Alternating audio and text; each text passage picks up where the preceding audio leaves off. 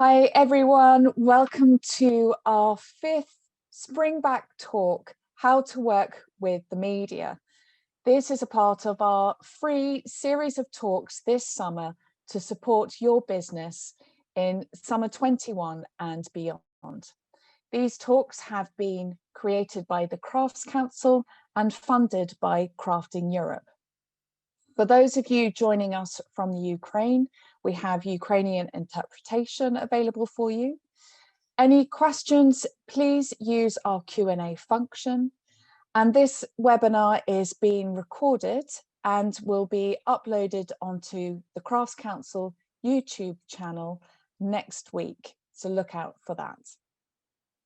Before I welcome our speakers today, Imogen Belfield, Jeweller to the Stars, and our own Crafts Magazine editor, Malaika Byng, I want to set some context of how to work with the media in relation to your craft business.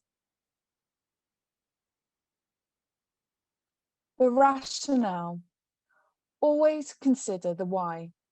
Rather than thinking what seems to work for somebody else could work for you.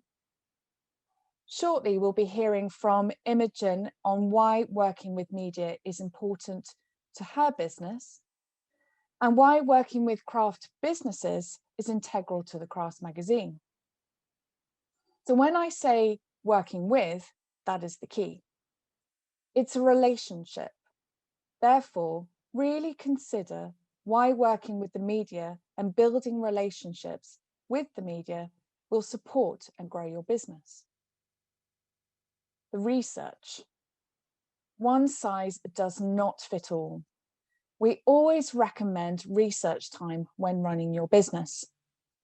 For the media, look at the various media options open to you.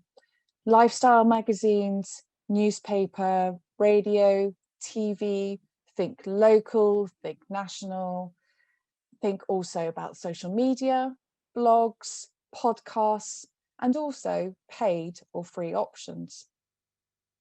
Try and be specific as possible, potentially do a SWOT analysis.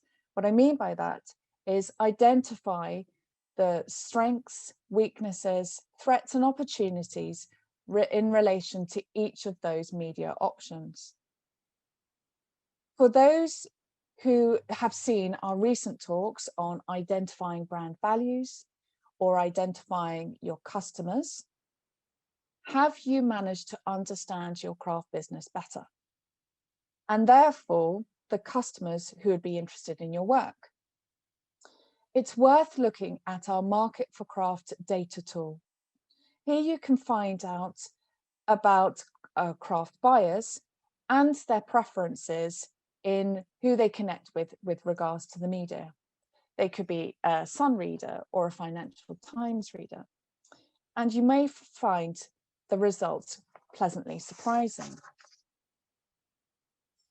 The marketing, inspiring to connect. Having good film and photos of your work is not just for buyers, but the organizations that promote, support, and sell your work for you. Refer to our most recent talk on why video is your friend and top tips for creating engaging filmed content to inspire the media of your choice to connect with you. The structure. Think about the budget and the time. Here you want to communicate to your media of choice. Allow time to prepare. Remember lead-in times, as all forms of media work to different lead-in times. For example, radio could be working a few weeks in advance of publication, whereas a magazine could be working a minimum of 3 months in advance. Planning. Success is all in the planning. What do you need to have in place for working with the media? Obviously, the research, the why, the inspiring images, the contact details, the lead-in times, and now your campaign. What is the story you are trying to convey? Connections. To have that personal touch, try and find out the person you want to connect to. We recommend to tailor your approach for each content. Be authentic, personable, and does your approach inspire you? Not sure? Ask a friend to read it for you. We also have a press release resource on our Crafts Council business pages, so look out for that for more advice and tips. Finally, the future. Are there particular writers, editors, or media companies you want to work with? Try thinking about setting some goals to help you achieve this outcome, such as short-term goals, reading articles of your favourite writer, responding to these articles via social. Or longer term, try to associate your craft business with other brands that have similar values to yours and the media companies you want to connect to. I will now hand over to our guest speaker today, Imogen Belfield, who will explain about her craft business and how she works with the media before they have a Q&A conversation with Malaika Byng. So over to you, Imogen. Hi, Caroline. Thank you so much. And it's really lovely to be here. So who am I? I'm a London-based brand. I have a studio at the Goldsmith Centre, as well as a satellite studio in Sussex. We develop new designs season upon season, and we create very rock-esque jewellery sculptures handmade in London. My work is very sculptural and organic, taking inspiration from nature, science, and architecture. All our pieces are handmade in the UK, with sustainability a core feature in our brand values. We've recently partnered with La Maison Couture and Selfridges as part of its Project Earth campaign, joining forces with such an internationally renowned department store as Selfridges and the pioneering ethical fine jewellery boutique La Maison Couture is a way to sort of hope revolutionise the way we shop by championing the positive impact luxury fine and fashion jewellery brands can have. Over the years, we've received press from Vogue, working with key stylist Pippa Vosper, and also Carol Walton, who's the jewellery editor at Vogue now. As well as features in Elle, the Financial Times, with Avril Groom, Harper's Bazaar, 1883 magazine, WWD and The Guardian as examples. So since breaking into the world of fashion and jewellery in 2010, my pieces have also won the attention from a host of stars. These include Olivia Colman, and we were lucky enough to dress her for the BAFTAs, as well as a number of accompanying film festivals. On some of the slides, you may have seen a picture of Sophie Turner, and this was a fantastic shoot we did with Sophie Turner and Brooklyn Beckham, who was the photographer at the time, for this particular shoot for 1883 magazine, and it created these fantastic, very poppy, out there images. We've also worked with Mae Musk, and we were able to actually go on set and work directly with her. She was fantastic to collaborate with because she was very personable. She knew exactly what she wanted to wear. She had a very strong identity already, and she was just, yeah, a very positive, powerful force. So yeah, just an amazing woman. So that was a fantastic opportunity. We've also done some styling for the Brits, working with Ella Gaskell, who's celebrity stylist. She's worked with Freya Ridings and a number of others. And so again, it's kind of looking at various different platforms for placing your work, whether it be magazines, but also musical events, stage, theatre and film, which I'm going to move on to in a little bit.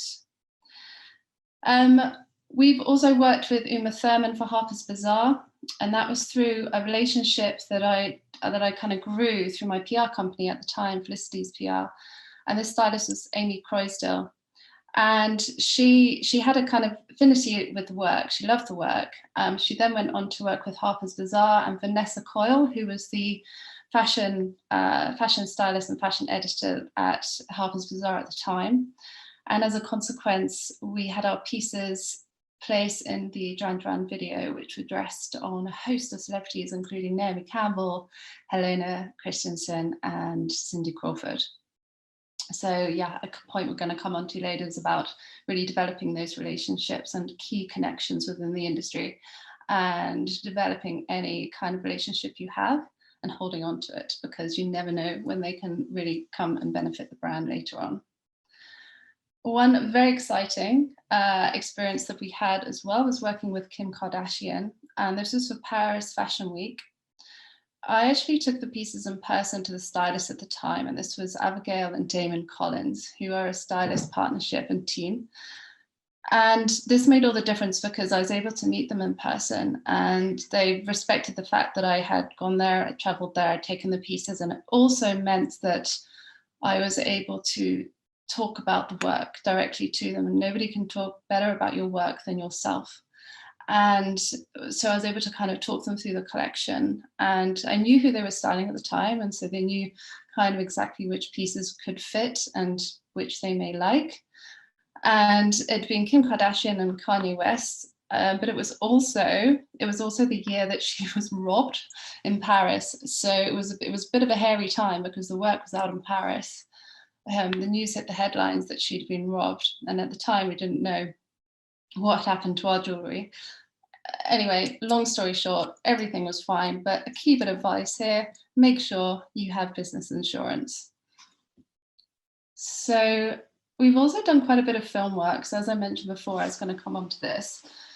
And this was as a result of having my work in Harrods. Janty Yates, who's an Oscar-winning stylist, was buying pieces for The Counselor, which is a Ridley Scott film.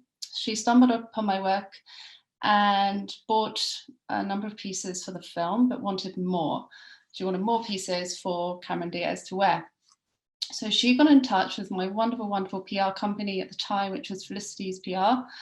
And she was able to then borrow, so on loan, say a further 10 pieces. But Cameron Diaz, she personally loved the pieces so much, she wanted to meet the designer. So happened to be on my birthday, I managed to go on the set of The Counselor and actually meet her. So that had to be probably one of the best experiences of my life. It was kind of amazing. And then following that film work, we've also done work with Netflix. So The Chilling Adventures of Sabrina, which was won by Tati Gabrielle, who played the character Prudence. This was through a connection with a store that I have in Vancouver. Through that connection, I met somebody called Judy O'Rourke, who's a stylist. And as a consequence, she loved the jewellery and asked me to make a couple of pieces for this particular character, which went on to be in the Netflix show. So I've spoken about my PR company, Felicity's. This is one of the first things I did as a business, was to work with a PR company. Now, this was 10 years ago, and I know that a lot has changed since then in terms of how you can market your business. A lot of it can now be done in-house using social media platforms, which is amazing. But at the time, it was kind of a crucial thing, and it was a serendipitous moment where my best mate's friend was a stylist, and she said to me, "Have you thought about working with a PR company?" And my response was, "What is that? What is a PR company?" So she introduced me to Felicity's, and Felicity's really kind of championed and supported new and upcoming businesses. And they brought me on board much lower rates than the industry average or market value. And so it just really helped with a small business as mine at the time, where cash flow is everything. It meant that we could work together, we could start kind of putting our press releases and everything out to the press, our lookbooks to the press, and help to build up that momentum. As Caroline mentioned, lead times for press at the time, everything was in print, so it could be up to 6 months. Obviously now things are different, but it was just opened my eyes to a whole new world of how I could really promote and market my business. Caroline, she spoke about establishing strong connections. I cannot reiterate this more. I think it's one thing meeting someone and making these connections with stylists, etc., but it's another kind of holding on to them, nurturing them and developing them over time. Being a reliable brand that stylists can call upon last minute is everything. Stylists usually need jewelry like yesterday. So making sure you also have a selection of press samples at any given time is a really good idea. Over the years, I've been showcasing my collections at Couture in Las Vegas, which is a luxury jewelry show, as well as presenting in Shanghai and Hong Kong through collaborations we did with Hearts on Fire Diamonds, and as well as fashion weeks in London and Paris, which also helped to draw the press attention. This goes hand in hand with stores taking note of the noise our brand was stirring up at the time and resulted in wholesale orders being placed. And this was with Reinhold Jewelers, an amazing store in Puerto Rico, Harrods, Harvey Nichols, Wardrobe Apparel, as some examples. Another huge contributing factor to attracting the press has been through the work with innovative materials. So this started with porcelain during my degree in jewelry, and this manifested itself into my debut collections. But also the work I was creating was using Palladium, which was a little known material within the world of jewelry 6 or 7 years ago. This transpired, this use of Palladium, through my involvement with Rockvault. So this was a fine jewelry initiative launched by the British Fashion Council and created by Stephen Webster, who continues to be an amazing mentor to me. We were sponsored by the International Palladium Board. We were given an ounce of Palladium for 2 seasons in a row and asked to create red carpet jewelry. So we had the backing, we had the platform of the BFC, we had the support of Stephen Webster, and we were using this really, really innovative, unusual, and unexpected material to create kind of show-stopping pieces. And that combination was powerful because it made the press really sit up and take notice of what my brand was doing, and they wanted to talk about it. So I think innovative materials and processes is also a very important idea, and to try and feed that into your collections. So that just about wraps up my little introduction. So thank you very much. And I think we'll lead on to Malaika. Hi, everyone. Yes, my name's Malaika. I edit Crafts magazine. I've been a journalist for about 15 years, so I've worked across a whole range of titles, ranging from magazines like Wallpaper magazine to a design magazine in South Africa. I've worked on websites like Zine. I've also launched a digital publication called The Spaces, which was about design and architecture. And I've been editor of Crafts for the last 2.5 years, I think now. I'm gonna have a whole range of tips to give to you, but just before we get on to that, I'd love to just maybe ask Imogen a few more questions. There will be time for more questions from all of you at the end, but there's just a few things I think would be useful for people to hear about.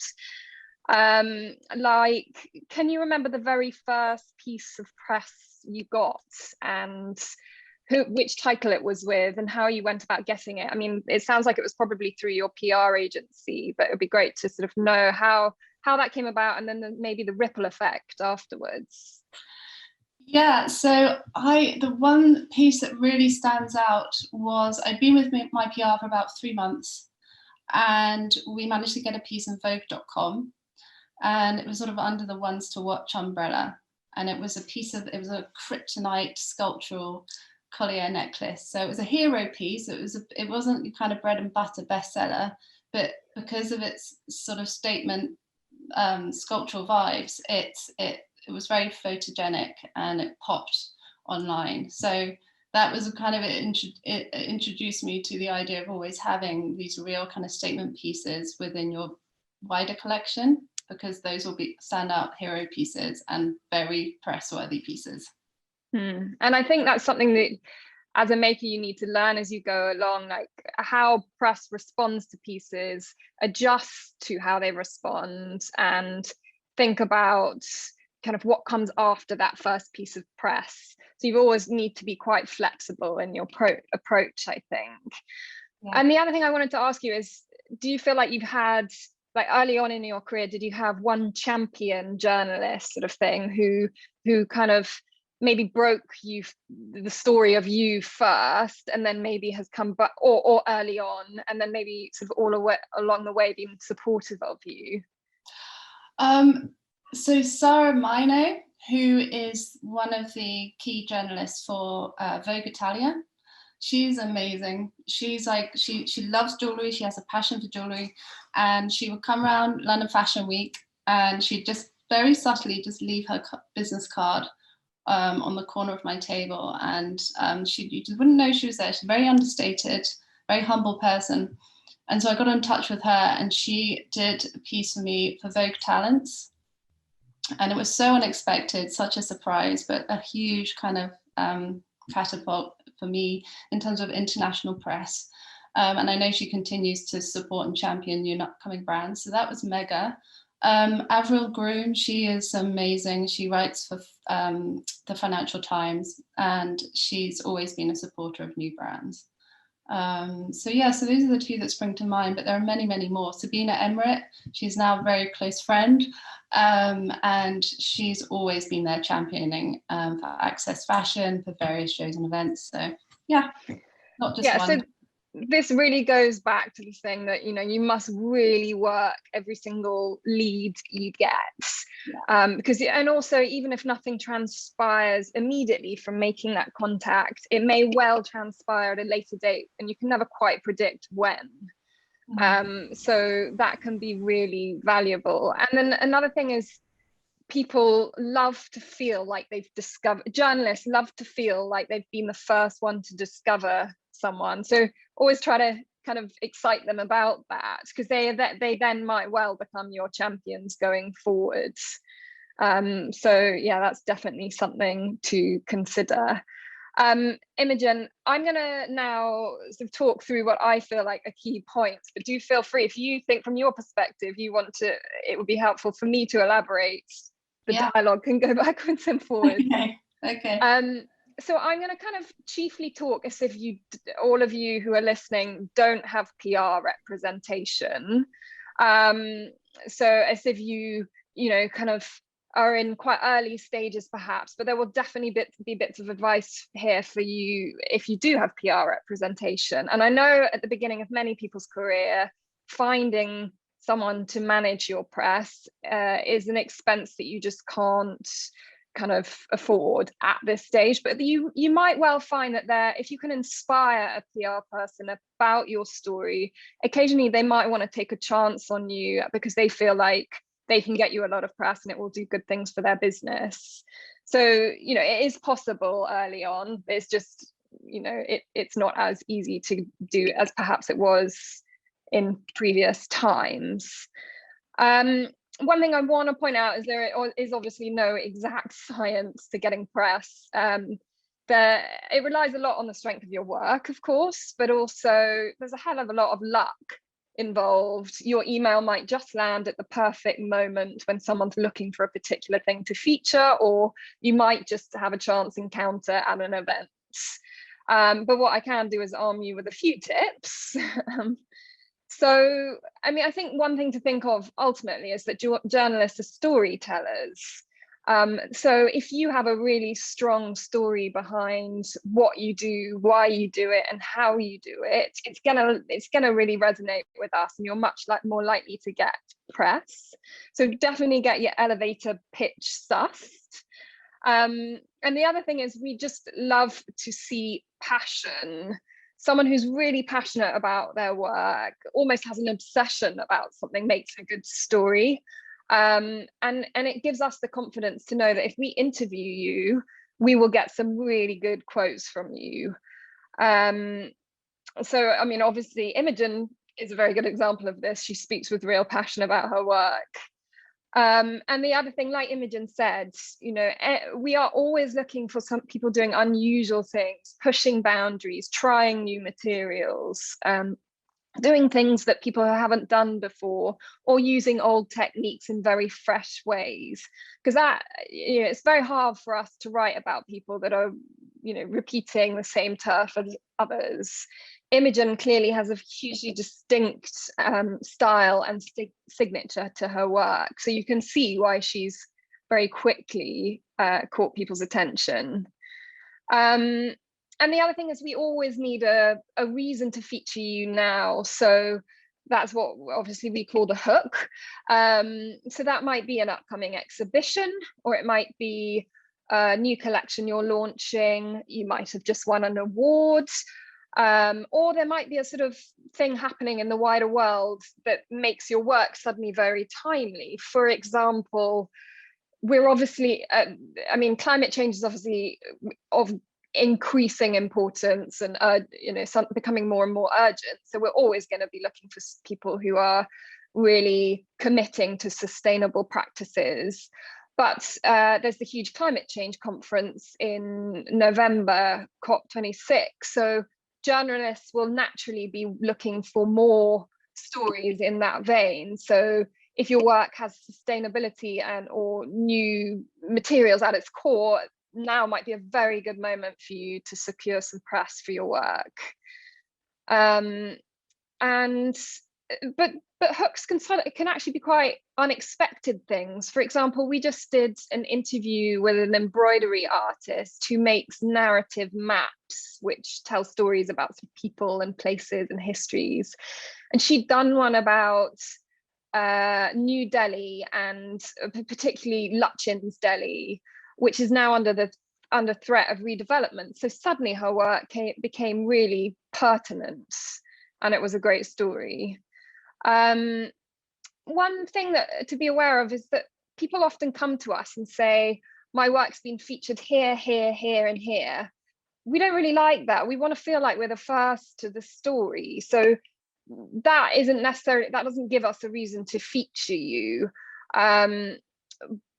If you're a very established maker and you have been here featured in lots of places, that's fine, but we need a fresh reason to feature you now. So like a new collection, for example. It's a bit of a delicate balance though, because there is a need for disclosure. For example, if you've just had an 8-page feature in a title that we see as a competitor and has a similar audience, we're obviously not going to want to repeat the same story. So we would need to be made aware of that. And I'm sure that goes for every kind of publication and their competitor sets.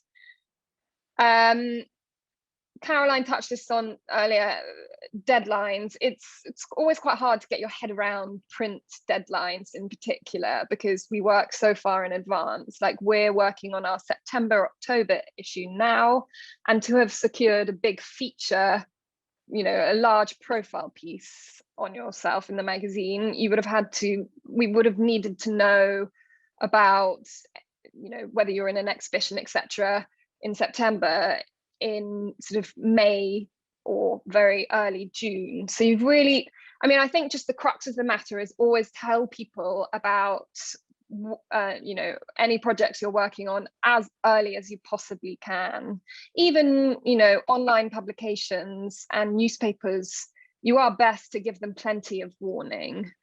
Because you just don't want to miss out. There's so many times when journalists come to us and they say, I'm in this really great show in 2 weeks' time, and it's disappointing for us and them, because we obviously can't really do very much. We do have a website and we do news stories on the website, but for the magazine, you will have missed the opportunity. But one more thing on that: if you're wanting to get into magazines, most magazines do have a sort of news section, which is usually done more last minute. So we'll be working on September-October news content in early July. So there's a bit more scope for sort of small bits in magazines with a shorter lead. The other thing, social media, I don't really need to tell you how important it is, and Imogen's definitely touched on it. But I just wanted to reiterate it by saying that we find a huge amount of our stories through social media these days. So it's critical, I think. And certainly from most visual publications will chiefly use Instagram. That's a generalization, but I think probably is the most important one for makers. So a degree of professionalism is really important, although obviously you can share personal elements too. Share your updates about projects you're working on as soon as you can. And also don't be afraid to, I mean, it can be really good to show work in progress, because I very often will reach out to, I'll see an artist working on an installation and I'll want to know when it's finished. So I'll reach out to them and find out. And that often translates into editorial. And you kind of build up anticipation that way too. For another example is, I've just done an interview with a maker who makes a very specific tool for artists. I won't say what it is because it will ruin the story, but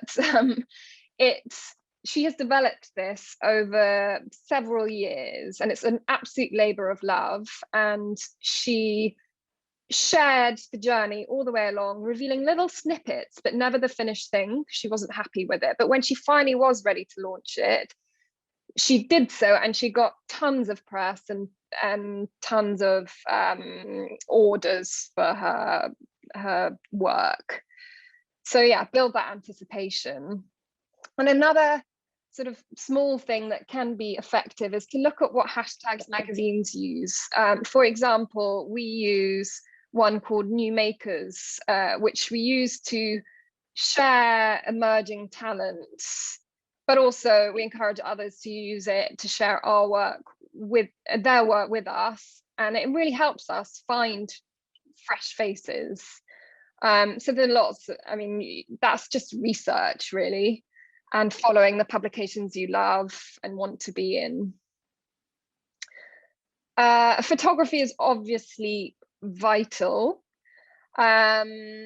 Always get professional images done. Beg, borrow and steal your friends' cameras if you have to, or their hands and eyes if they're professional photographers. Magazines, newspapers, websites, they might well have their own photography budgets, but they tend not to be able to shoot everything. So if you've got ready-made images, that's always really useful. And even if they do want to shoot something themselves, you're at least showing your work to them in the best possible light. And when you do approach press, always have a Dropbox link of images, high-res images ready to go. And I do think it's worth having a portrait shot of yourself so that they have something to use straight off should they want to. And then when it comes to deciding which publications to approach, that's just, you need to really spend some time researching it. Look at all the different magazines, see what fits with your brand, aligns with your values. Do they feature the same kind of work?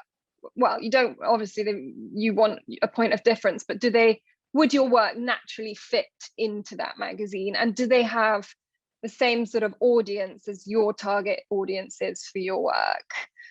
And then create a list of your target publications. And then also look at those publications and see where in those magazines or newspapers or websites your work would naturally fit, and find out who edits or writes that section, because that's your go-to contact. And then when it comes to building relationships, I mean, we've already touched on this a lot, but you know, you can start to build those relationships on Instagram before you go anywhere. And then I would never probably contact, well, you can, but I wouldn't straight off target the editor of a publication, simply because they're often not the one that makes the selection of who's going to go in the article. They might be the one steering the overall article direction, but not picking the people. So you're much more likely to have success if you go for the style editor, or in Imogen's case, or the you know, the editor of the specific section of the magazine. And another thing I would always do is, like Imogen said, you know, speaking to the press at events is really important. So if if you are in an exhibition or at a fair or at any kind of event where the press might be, make sure you're always there on press day and you're there to talk about your work. And you can even invite people to your studio. That can often be successful because you're creating those bonds that then turn into something later. So yeah, I mean, just really working every single contact you can. And yeah, just definitely try to offer each journalist something different. And when it comes to, so press releases, as Caroline said, the Crafts Council website has a handy guide to writing this. If you don't have PR representation, you won't be judged if your press release isn't perfect, so long as it contains the key information and people don't have to ask you hundreds of questions to get what they need. So the who, what, where, and why of your project. And I would certainly just be aware that journalists are absolutely flooded with press releases, so you really do need to capture people's attention fast. But I would also put a little bit of, a paragraph of information in the body of your email too, just to immediately capture people. And be concise.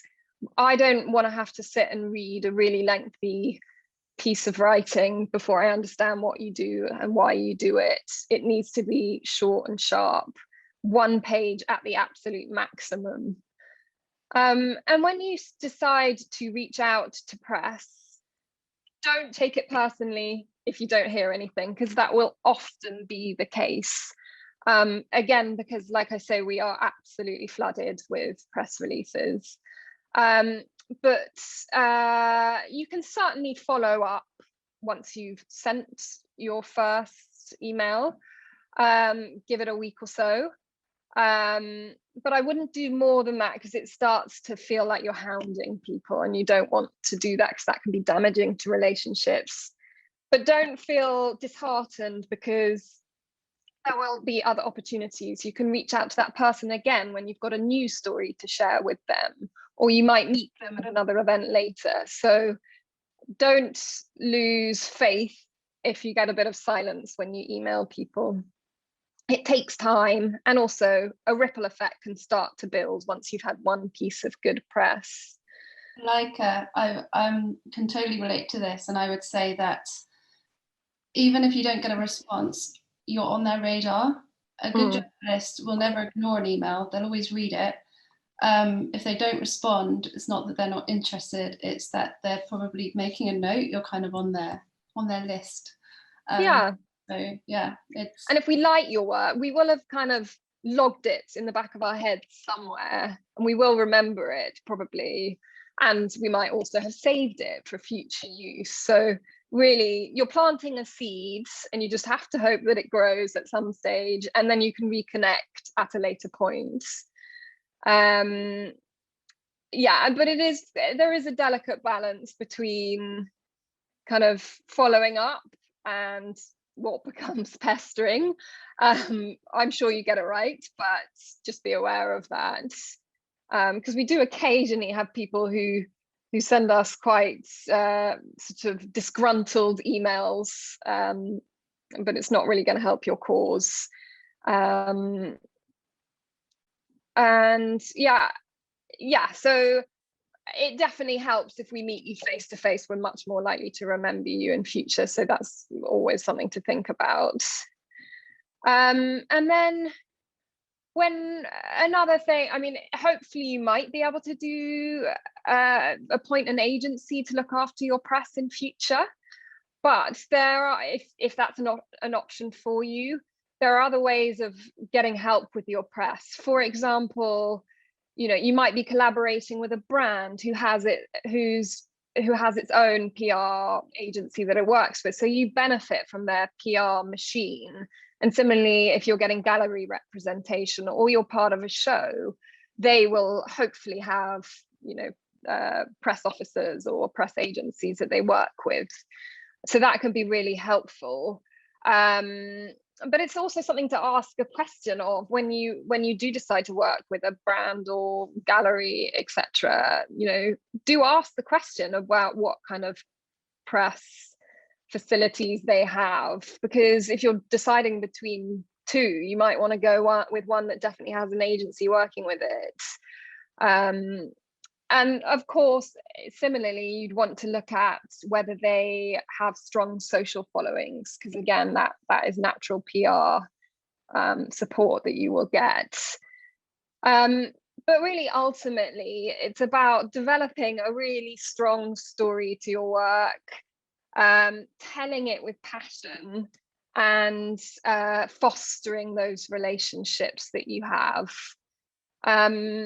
That's about it on the tip front. But Imogen, you might well have other things that you want to ask. You might want to chip in on that.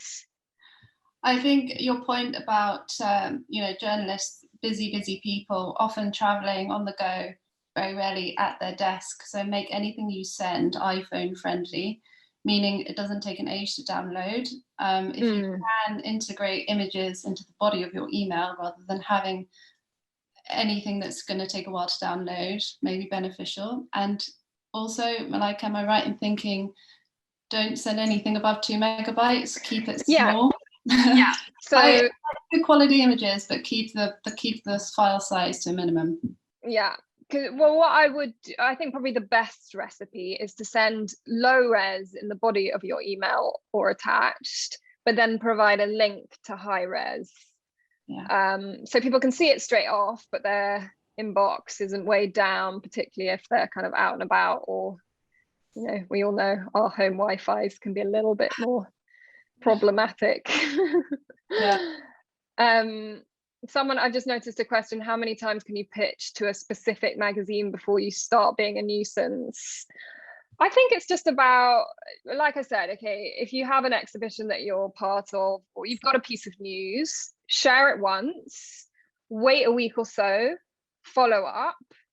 But then if you don't hear, I would then wait until you've got your next piece of news to share. You've got a new body of work, you've got something, you've won an award, you've got something else that you can tell them that might re-engage with them. And you can, I don't know what is the right number. Maybe you could probably email someone 5 times a year, maybe more, maybe less. You have to gauge it a little bit. If you hear complete silence, there's a small part of me that says nothing ventured, nothing gained, but then, like I said, you don't want to harass. So I think most of you would be able to tell when you're overstepping it a little. I think use your instincts a bit on that. Someone also asked, what's the best format for a press release? PDF, Word doc. It doesn't need to be absolutely amazingly designed, but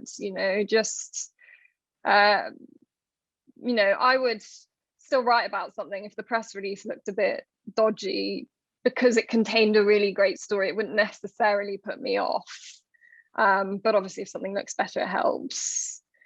Anything else? Yeah, I was going to jump in there, Malaika, and just sort of think about a few things that you said. And like the press release, you kind of don't want it overly formatted and full of images, so it's a nightmare to download, keeping everything really simple. And simple and concise. Simple and concise. And thinking about the follow-up, I was just going to add to both Imogen's and Malaika's advice, is have in your plan what your follow-up is. So you kind of have in your arsenal of something in addition to offer. So it's not always about chasing, it's about I'm following up from a recent email that you've sent, here is something else in addition. If you don't have things in addition, then it's kind of stop, because it's like, you think of those nuggets of gold. Yes, and factor that into your planning. I was just thinking back into Imogen's talk about styling. You mentioned styling a lot and how to respond quickly and things. And I'd like to sort of pick up on that. We've got obviously a lot of craft businesses listening to this talk of producing lots of different things. And how could a different type of genre, whether textiles or glass or something, or how could they work with a stylist? What do you think is the best approach there? I think there's always ways, depending on your area of work, to communicate and engage with a stylist. I think, as Malaika said earlier, start those conversations through Instagram now, through social media. It's the quickest, fastest, and also most personal way, I would say. And I guess sort of to partner with that, make sure then that your Instagram page is looking mint. So make sure you've got really strong imagery, good quality imagery, good res, etc. And I genuinely think that's probably the best way these days. And I think keep it personal. So in whatever way that you do communicate with them, address them personally by their name. If it's just a publication that you get to because you don't know who the editor is or who the vice editor person is that you want to approach, do keep it personal. Do make them feel like they're the first journalist that you're approaching. So keep the language very kind of on point in terms of what it is that they're offering as a publication. Don't make it generic, because a journalist will read straight through that. You think for every one of you, there's hundreds and hundreds of other makers out there, all wanting to do the same thing. So yeah, I think absolutely there's a landscape and there's scope for any maker, designer, brand to work with a stylist. I think it's all about how you go about approaching them. Yeah, and thinking about that first impression, isn't it? When you said making your Instagram feed mint, yeah, it's kind of like making sure there are images on there that don't let you down. And if anybody missed our talk on getting the most out of Instagram, there's some really useful tips in there on how to archive content should you want to do that, to clean up your Instagram feed. So worth checking that out. I'm going to call on my colleague Tanvi, who's been keeping an eye on our busy Q&A and picking out questions for Malaika and Imogen. Over to you, Tanvi. Hi, everyone. Thank you so much, Imogen and Malaika. There's been quite a few, so we'll try to get through at least a couple of them. One of the questions that came through is approaching media.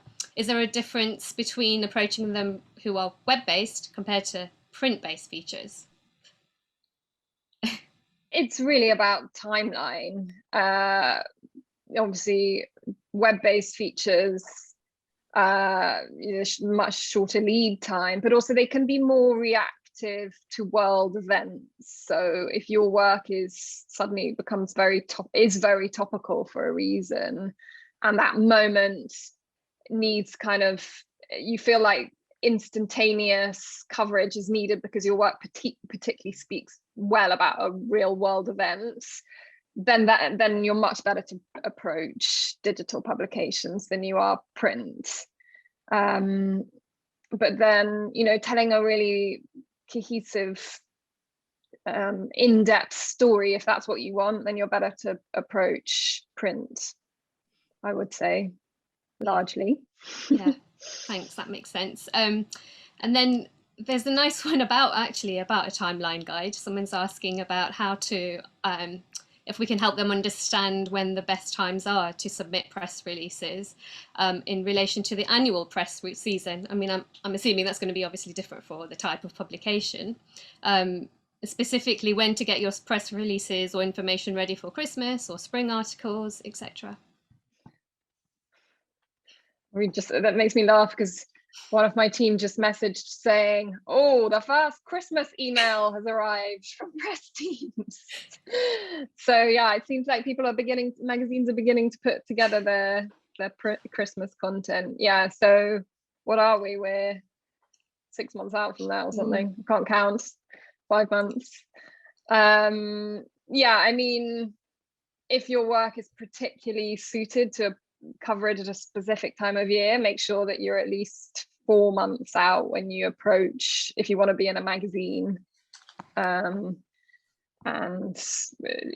less for digital publications, but still plenty of lead time is good.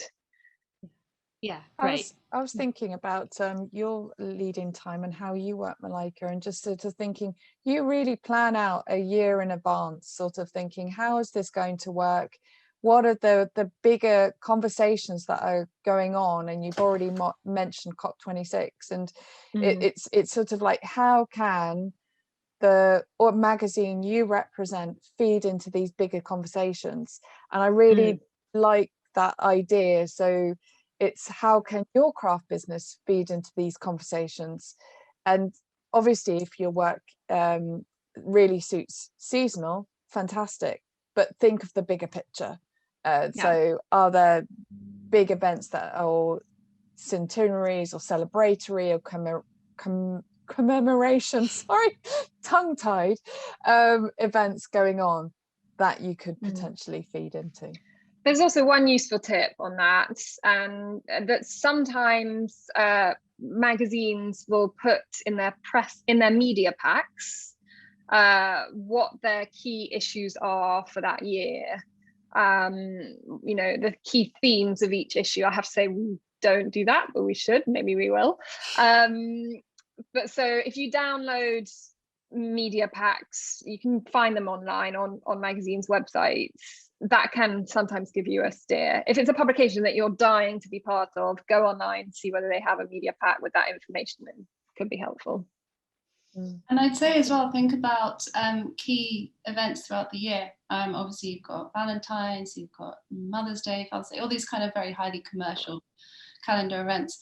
So I would approach accordingly as well, and think about maybe putting together a really nice little gift item type package. So a lot of publications do a kind of gift article in the lead up to Christmas. So think about your pieces, which might be a slightly different price point, maybe more accessible price point, depending on those times of the year.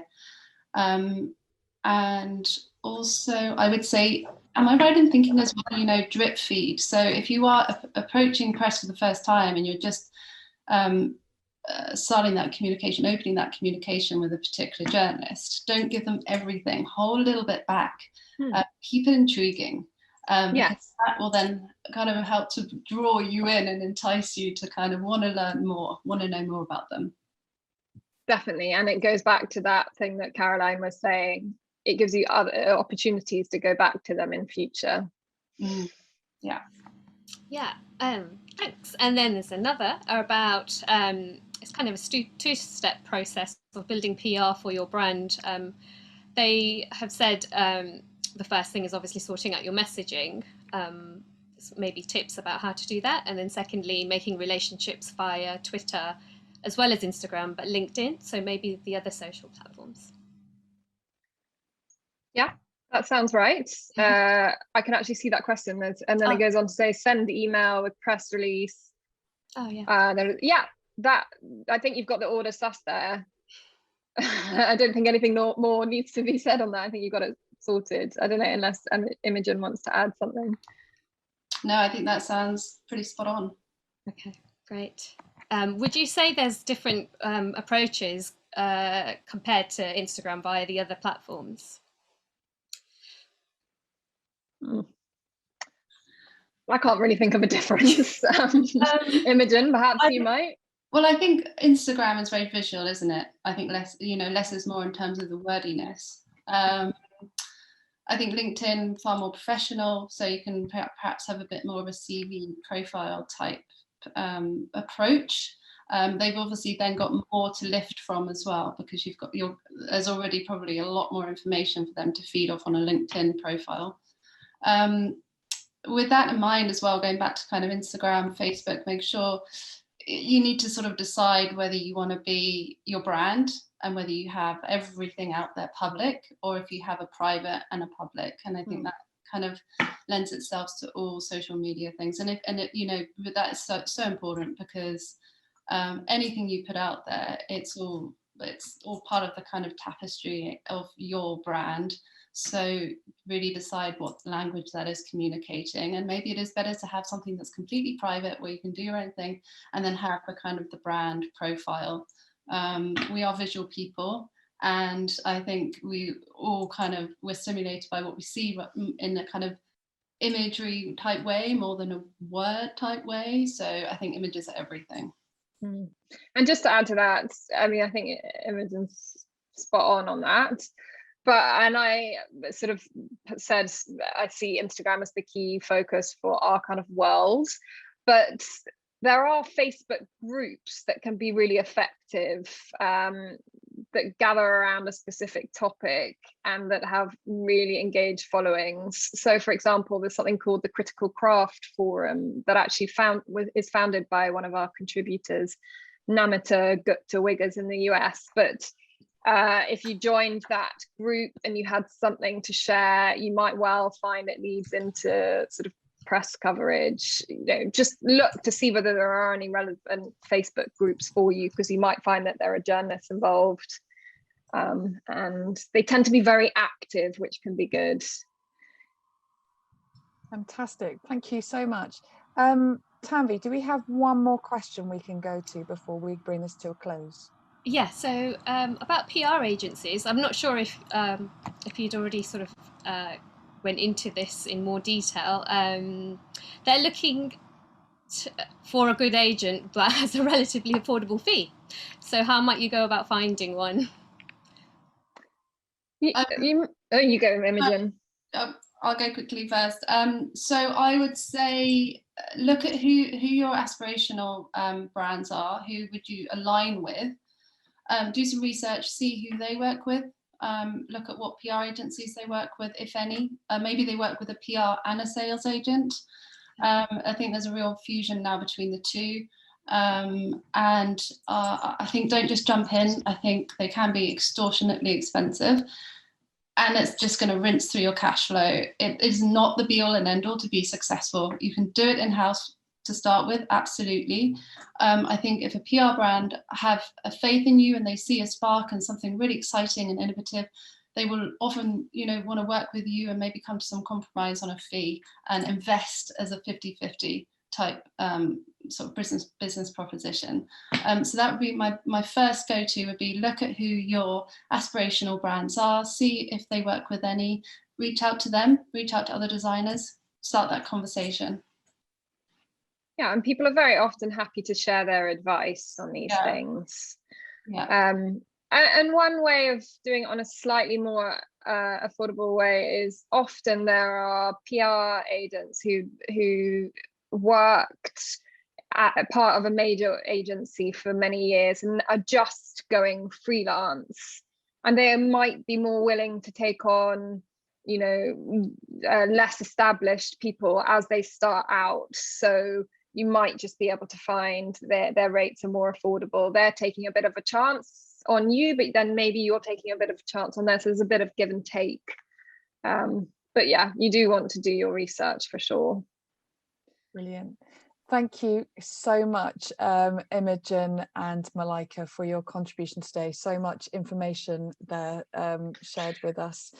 And thank you everyone for listening. I think the fundamental thing with this talk is your research and getting everything sorted with your images, understanding your why, the brands who you want to be associated with, so you can have it all ready to go when you do reach out to the media, and certainly follow up with some juicy little bits more. So it's brilliant information. Thank you so much.